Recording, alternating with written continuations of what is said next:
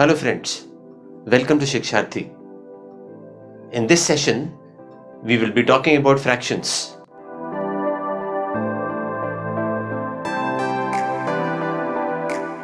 Okay, before we go ahead, these are some terms that I have used on this whiteboard, the full form of which has been written here. Now small n means I am talking about a natural number, capital N means I am talking about the numerator, capital D is denominator, capital I is an integer. I hope you know what is an integer. An integer is a number which is written without a decimal point. For example, 100, 200, 300, 1, 2, 3, all of these are integers only. Why? Because they are written without a decimal point, right? And then P is for prime numbers. What are prime numbers? Prime numbers are those numbers which are divisible by exactly two factors, and those two factors are 1 and the prime number itself. Okay, so starting off with the agenda for the day, which is fractions. Okay, so now the fractions are broadly divided into three parts, broadly. So what are different types of fractions? Proper fractions, ideal fractions, and improper fractions. Now proper fraction is, I have taken a fraction in the format of a fraction, which is a numerator divided by a denominator.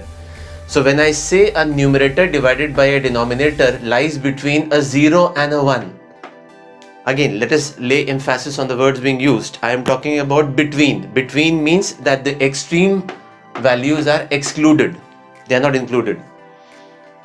Similarly, this is a positive proper fraction. So this we are talking about the positive side of it, and this we are talking about the negative values. So if I say, if there is a fraction which lies between -1 and 0, I am talking about a negative proper fraction, the examples of which are written here. Now 27 divided by 33 lies between a 0 and a 1, so it will be termed as a proper fraction. Same for 1 by 2. Similarly, if I take a fraction like -1 by 2 or -27 by 33, these are two different values and many more. Such values which lie between -1 and a 0 will be known as negative proper fractions. Next is ideal. So when I am talking about ideal fractions, I am basically talking about +1 is a positive ideal fraction and -1 is a negative ideal fraction. There are no other values other than these, right? So now when I talk about improper fractions, any fraction which is greater than +1 or any fraction which is less than -1 will be termed as either positive improper fractions or negative improper fractions. Let us lay emphasis on the word either, which I have discussed in some other video as well. Okay, so if I take a fraction like 33 by 27 or 3 by 2 will be termed as a positive improper fraction by definition. Similarly, -3 by 2 and -33 by 27 will be termed as a negative improper fraction by definition. Right? Now once these basics are clear, then we can take it to a next level. For example, there are many more terminologies which are used for fractions, but as I said earlier also, if I talk about the basic division of fractions, these are the three divisions that I can talk about. Right? So moving on to the next stage. So the direct application of these three will translate into what? So I would say now we are basically talking about the application of this and this. So if I label this as A, this as B, and this as C, so now we are talking about a direct application of A and C. And the direct application is what? Non-integers. So the first and the foremost application of this chapter or this topic is numbers. So I can get numbers, I can discuss numbers, and then I can come down to fractions. Or if I am discussing fractions, it is mandatory for me to discuss numbers. Now when I am discussing numbers, here now we started off with integers also, and now we are talking about non-integers. So if I talk about these two values, these are integers. Now the remaining two terms, if I talk about term A and term C, we are basically focusing on non-integers. Now non-integers can be further classified into terminating fractions or terminating non-integers, or I can call them as non-terminating fractions or non-terminating non-integers. Confused? Let me revisit. So here I am dividing the non-integers into two different parts. One is the terminating part and the other one is the non-terminating part. Terminating means this will give me a value like, let's say 1 by 2 gives me how much? 0.5, it stops. 1 by 5 gives me how much? 0.2, it stops. 1 by 10 gives me how much? 0.1, it stops. Now these are terminating fractions resulting into a terminating non-integer. Now here non-integer has to be understood as a number with a decimal point. Point is a non-integer. For example, if I am writing 1.5, 100.5, 200.5, all of these are non-integers having a terminating decimal. Similarly, I can have a non-terminating decimal also. Now non-terminating decimals again can be divided into two parts. One part is, I talk about these three, wherein I am getting a recurring decimal. Now when I say 1 by 3 gives me a 0.3 recurring, this bar shows what? It is a recurring decimal, which means it can also be written as 0.333333 and so on. Similarly, 1 by 9 can be written as 0.1111 and so on. Similarly, 1 by 7 can be written as 0.142857, 142857, 142857 and so on. Right? So now here you will see that the non-integer part has a definite time period of repetition. I mean, if I am writing this as 0.33333, it will repeat after one value. Or let us say there is no difference in between. So there is a definite time period of repetition. Then there are terms as pi and e, which are also known as, I mean, they have a non-terminating decimal, but then they do not, those decimal points do not come with a fixed time period of repetition. For example, pi can be written as 3.142 followed by maybe a 14 followed by a 3. So this will not be a recurring decimal. Right? I'll call it as non-terminating, but then it is not neither terminating nor it is recurring. So just to cut it short now, non-integers can be broadly divided into two parts. One is terminating and the other one is non-terminating. Non-terminating can be further understood as recurring, and the second part is some special cases which come under non-terminating. Special cases like pi and e. Right? Taking it forward. Now when I take it forward, you will see that there are few questions that I have written here.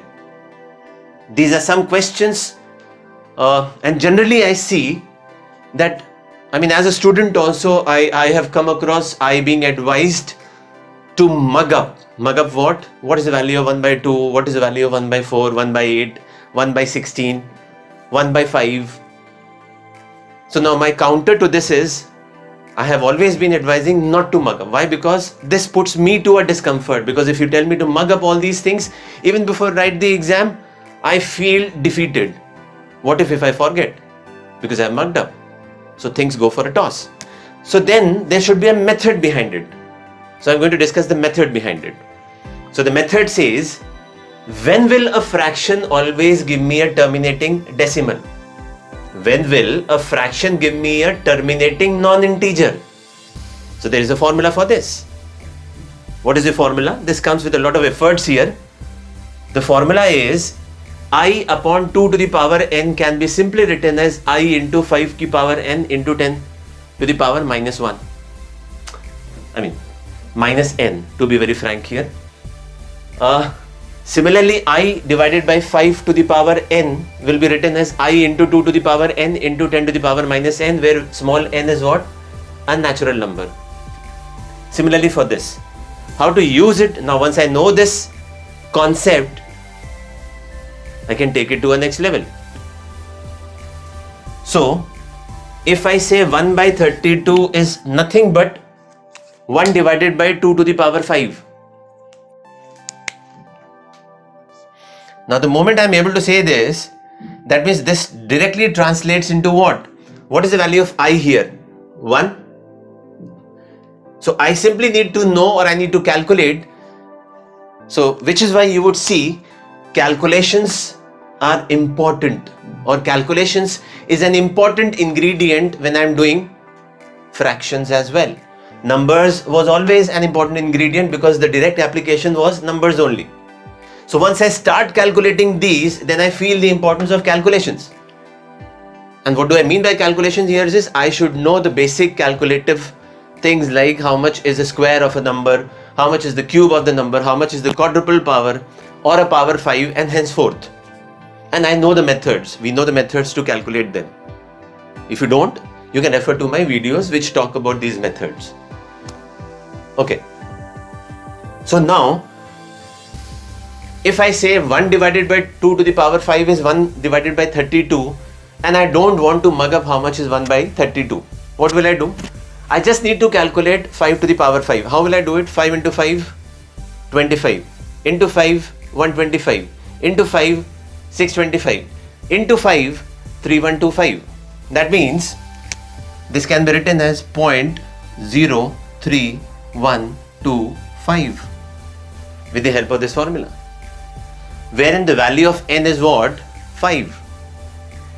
Similarly, if I need to calculate this, half of the work I have already done. Few seconds back only I calculated 5 to the power 5 is how much? 3125. Now 1 divided by 5 to the power 5 is just like saying 1 into 2 to the power 5 into 10 to the power minus 5. So what is the concept of 10 to the power minus 1? You write the number and you shift the decimal point to the left hand side by 1. What is the concept of 10 to the power minus 2? You write a number and shift the decimal two places to the left side.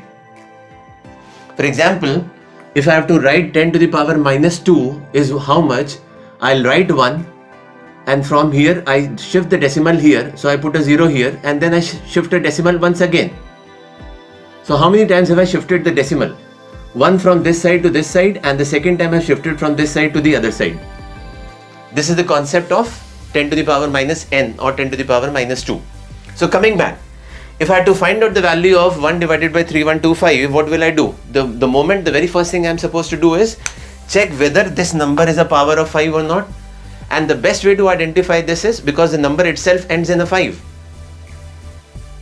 So any units digit ending in the 5 may be a power of 5 or a multiple of 5.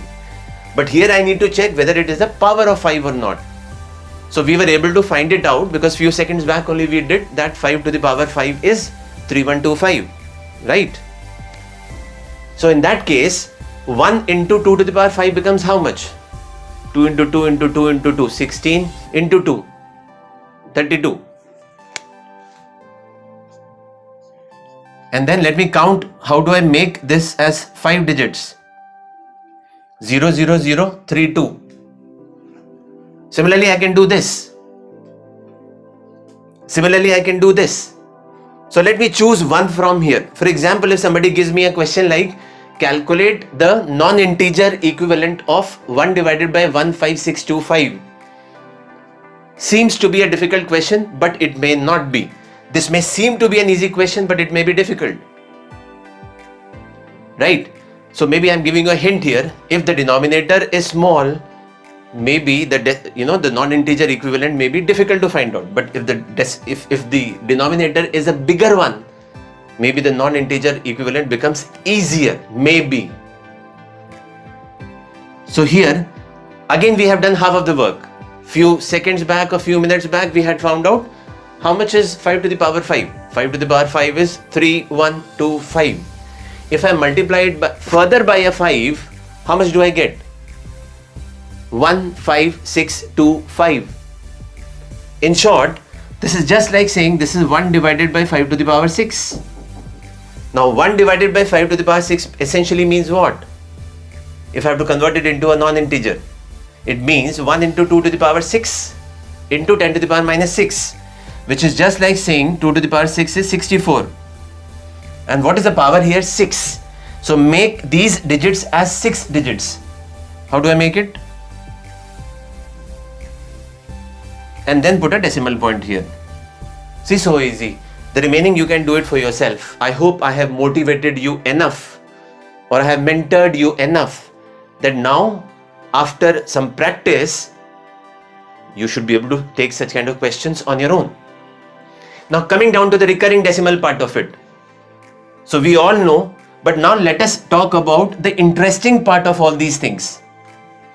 So if I say any fraction which is written in the form of an integer divided by a prime number, but this prime number to the power n, but this prime number should not be a 2 or 5.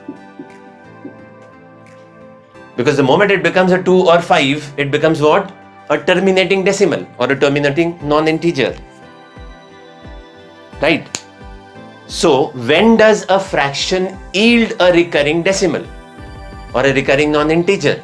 A fraction will yield a recurring non-integer only and only if the the numerator is an integer and the denominator is a prime number or a power of a prime number, but that prime number should not be either a 2 or a 5.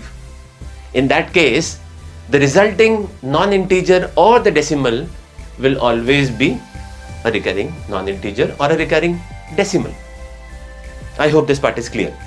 Taking it forward, now if I say 1 by 3 is going to give me a recurring decimal, so in that case 1 divided by any power of 3 will always give me a recurring decimal only. Yeah, this is what we discussed few minutes back.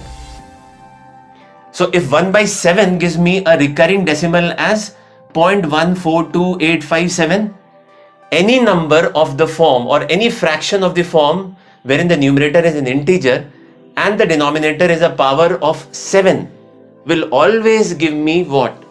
A recurring non-integer or a recurring decimal. Same with I divided by 11 to the power n. So this is the first part that we have discussed. So we have discussed this first part. Now what is the first part? I divided by p to the power n, such that this p should not be either a 2 or 5. Where I is an integer, p is a prime number, n is a natural number, all such kind of fractions will always give you recurring decimals or recurring non-integers. Second interesting part is, if I talk about the recurring decimal here, and if I am getting even number of recurring decimals, let me bisect them. So you'll see something very interesting. And the interesting part is 1 plus 8 is a 9, 4 plus 5 is a 9, 2 plus 7 is a 9. I'll take this with the help of another example. Now 1 by 11 gives me 0.09. How many recurring decimal digits is it giving you? It is giving you even number of recurring decimal digits. So whenever I am getting even number of recurring decimal digits, let me bisect them. Bisect is dividing them into two equal parts. So then they'll be complements of 9. This is the second interesting part that I discussed. The recurring decimals will be complements of 9 after we would have bisected them. The recurring decimal digits will be complements of 9 if we bisect them, and we can bisect them only when they have even number of recurring decimal digits. This is the second interesting part. The third interesting part here is 3 into 3 gives me a 9. 9 into 1 gives me a 9. Now, can I say this 7 into 7 gives me a 9? Giving you a 9 means what? Whatever number you are getting, the units digit of that number will be a 9. Similarly, the units digit of the fraction, the denominator of the fraction, when multiplied with the units digit of its decimal equivalent, which is recurring decimal equivalent, will always give me what? It will give me a 9. So if I say the units digit here, let's say this is A naught, and the units digit here, which is D naught, will give me a 9. Now this D naught is the decimal equivalent units digit, and this we are talking about the denominator's units digit. So instead of A naught, let me write it as capital D naught. You will always get this.